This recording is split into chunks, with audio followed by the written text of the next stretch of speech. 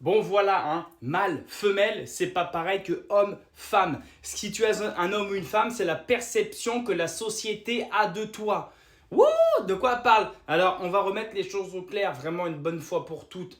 Si tu as des chromosomes XX et des hormones oestrogènes, tu es une femme.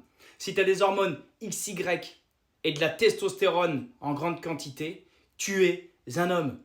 Et toi, tu peux dire ce que tu veux. Ah non, je suis une femme le mardi, je suis un homme le mercredi, je suis un peu les deux le restant de la semaine, et puis le lundi, un lampadaire ou un dauphin, ça dépend. Tu peux dire ce que tu veux.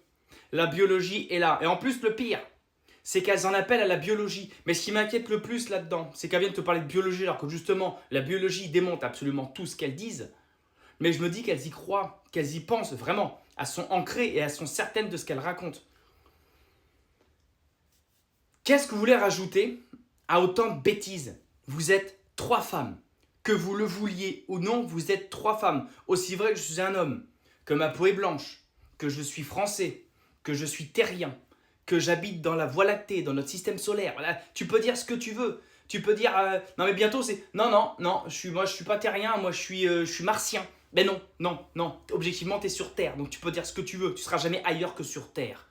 Tu es une femme, tu peux dire ce que tu veux, tu ne seras jamais autre qu'une femme. Même si tu payes des chirurgiens pour intervenir chirurgicalement, pour faire en sorte de te modifier, tu resteras tel que tu es né. Je suis désolé de te le dire. Qui fait que tu es un homme ou une femme, c'est la perception sociale. Parce que ce n'est pas ce que tu as entre les jambes, ni ton taux d'hormones, qui fait que tu es un homme ou une femme. Ça veut dire que tu es femelle ou mâle, oui, ça c'est autre chose, c'est la biologie.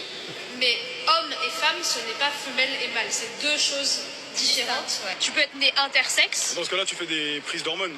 Tu m'as dit que tout à l'heure, ça n'était pas en rapport avec les hormones. T'es pas obligé. Pas forcément. T'es pas obligé, mais du coup, les hormones, ça définit quand même.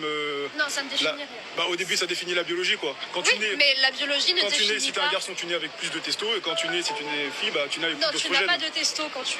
Enfin, il me semble, hein, quand tu nais, tu n'as pas encore de testostérone. Ouais. Ça vient à la puberté. À la puberté. Si.